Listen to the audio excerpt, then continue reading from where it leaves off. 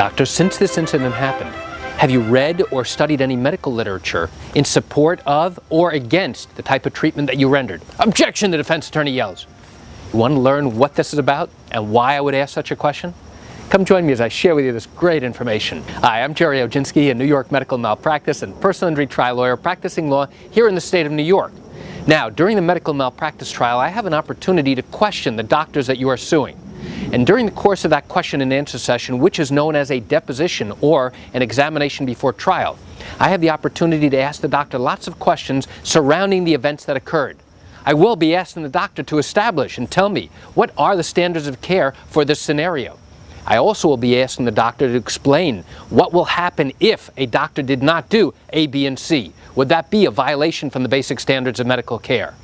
And then I'm also going to ask the doctor, as a throwaway question, Doctor, have you reviewed anything since the time of this incident to either support or disagree with your particular treatment of this patient? Objection, you can't do that, the defense attorney yells. Now, why is it that the defense attorney thinks I can't ask that question? Well, the defense attorney will likely turn around and say, Mr. Oginski, you can't ask that question. Why not? Because what he thinks now is not related to the treatment that he rendered years earlier to your client. And that's not the standard by which a jury is ultimately going to decide whether or not the doctor violated the basic standards of care. His thinking 2 or 3 years down the road, now when you're questioning him, has absolutely nothing to do with what actually occurred. You can ask him questions about what he was thinking, what he did, why he did it at the time. But now to ask him whether he reviewed a document or reviewed medical literature that now either supports his position or goes against his position, that's inappropriate. And I'm directing the witness not to answer. Wait a second.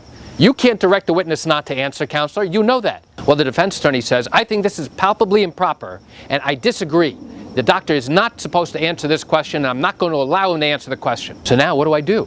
Well, I'm in a very precarious position because technically, it's not really a great question for me to be asking. So can I ask that question? I can ask any question I feel is appropriate.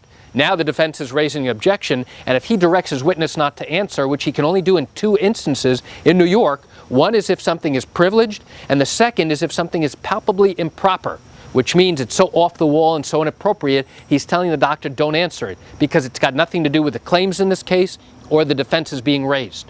And if it's something involving a conversation between the two of them and it's privileged, then I can't ask that question.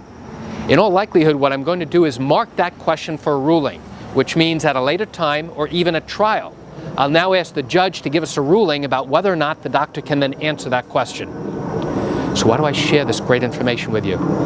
I share it with you to give you an insight and an understanding to what goes on in the trial process in a medical malpractice case here in the state of New York. You know, I realize you're watching this because you likely have questions or concerns about your own particular matter. Well, if your matter did happen here in the state of New York and you do have legal questions, what I encourage you to do is pick up the phone and call me. I can answer your legal questions. You know, this is something I do every single day and I'd love to chat with you. You can reach me at 516-487-8207 or by email at Jerry, G-E-R-R-Y, at oginski-law.com. That's it for today's quick video. I'm Jerry Oginski. Have a wonderful day.